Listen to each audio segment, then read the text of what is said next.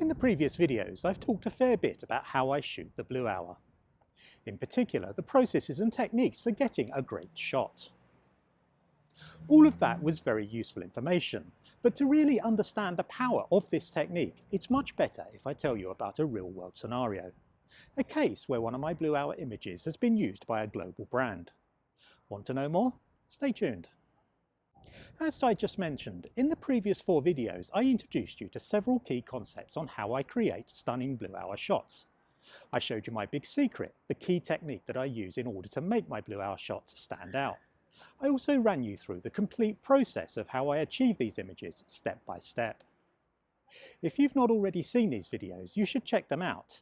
They contain valuable shooting information that you will need to know if you want to progress your blue hour shots.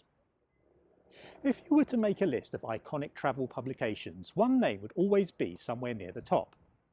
That name is Lonely Planet. Lonely Planet have used this image of Ghent as the headline image for their guide to this beautiful Belgian city. Here's the story of how I captured this shot. I was doing a 3-day stock shoot in Ghent before moving up to Bruges. If you recall from video 4, this shoot was planned with all the steps I detailed in that video. I knew the location that I wanted to shoot, I knew the time when the sun would set and what time the blue hour would kick in. They're not the same, incidentally. I had arrived on scene nearly 2 hours before the blue hour in order to scout the best location and composition. The large tower in the scene was problematic. Should I shoot wide to keep it in, but with the downside of converging parallels, or should I crop out the tower and concentrate on the canal and waterfront? As you can see, I opted for the latter. That decision was lucky and right, often the case in photography. Had I been shooting wide angle, the boat would have been too small and the image would have lost its impact. Having set up my gear and composed the images, I waited for the light. I shot through the disappointing sunset, but as the twilight kicked in and the city lights came on, the scene became quite magical. And then the speedboat arrived. I needed to make a quick compositional adjustment and continued to shoot as the boat passed. Each shot was a 5-image bracket, as I normally do. However, in this case, in post-production, I chose a single image over an HDR merge, as the boat was moving. The HDR merge would have either removed the boat completely or made it look a mess.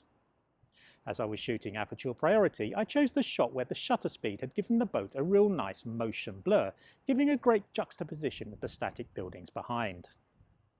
The image has sold well. As well as Lonely Planet, it has been used in numerous websites, mainly in the travel sector.